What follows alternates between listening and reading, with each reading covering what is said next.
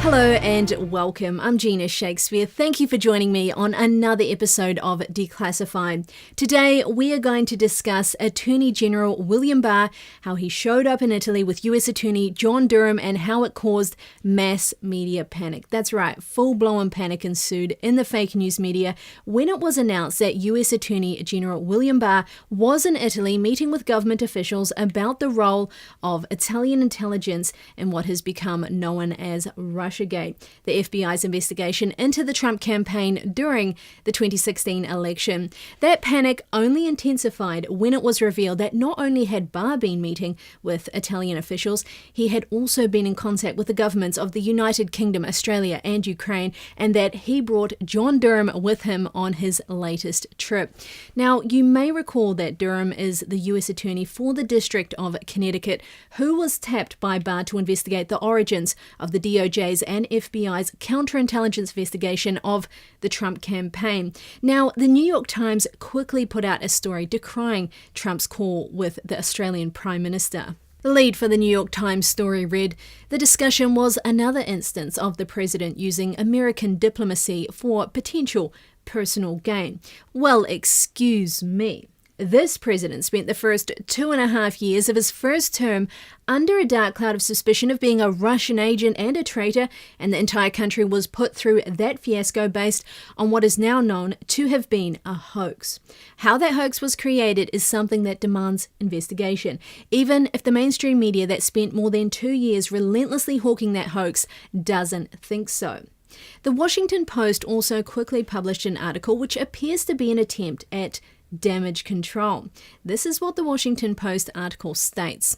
One area that has been of sustained interest to Barr and Durham, according to people familiar with the matter who spoke on the condition of anonymity to discuss a sensitive issue, is a murky figure named Joseph Mifsud. Mifsud, a European academic, was publicly linked to Russian interference efforts in late 2017 when Mueller revealed a guilty plea by former Trump campaign staffer George Papadopoulos, who admitted he had lied to the FBI about the details of his interactions with Mifsud. Those conversations included an April 2016 meeting in which Mifsud allegedly alerted Papadopoulos that the Russians had dirt on Trump's opponent, Hillary Clinton, in the form of thousands of emails. Now, that's what the Washington Post article read. It's now standard practice at this point for legacy media reporters to pretend that Mifsud is a murky figure, rather than someone with a well-known and well-defined history with Western intelligence agencies. These narrative peddlers seem to think simply not mentioning Mifsud's work at Link Campus or the London Centre for International Law Practice somehow makes these inconvenient facts disappear. We've been writing for over a year how massively damaging it's going to be to the Trump-Russia collusion hoax narrative when it's proven it was Western intelligence services that sent Mifsud to Papadopoulos pretending to be a Russian agent to entrap him. After spending 2 years relentlessly hawking the now debunked Russiagate hoax, it is kind of understandable in a way why legacy media reporters don't feel too keen about having to start digging into that other gate they've been pretty much ignoring up to this point, Spygate. I hope they can warm up to the idea though, because that's where things are headed whether they like it or not. For more than 2 years, legacy media outlets have snidely derided Spygate as a wild conspiracy theory that has no real evidence to support it.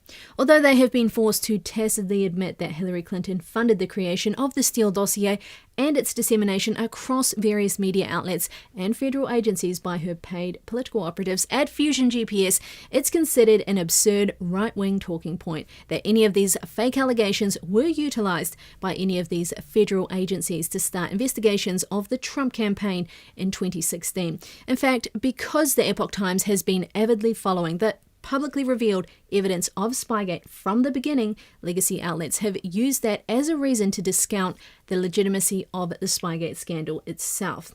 If outlets like the New York Times, the Washington Post, CNN, and MSNBC want to compare their legitimacy to covering this scandal with that of the Epoch Times, that's certainly fine with us. Now, these legacy media reporters insist the real trigger for the Trump campaign investigation was not the Steele dossier allegations, but instead Joseph Mifsud Mifsud's contact with former Trump campaign advisor George Papadopoulos in London in March of 2016. For this scenario to work, Mifsud must be a real Russian agent making a real overture from the Putin government to Papadopoulos. If he's not, then the whole Russiagate narrative falls apart. So it's pretty easy to see why legacy media reporters would be concerned if it was starting to look like Mifsud wasn't really a Russian agent at all, but instead what's referred to in FBI lingo as an Okinist law.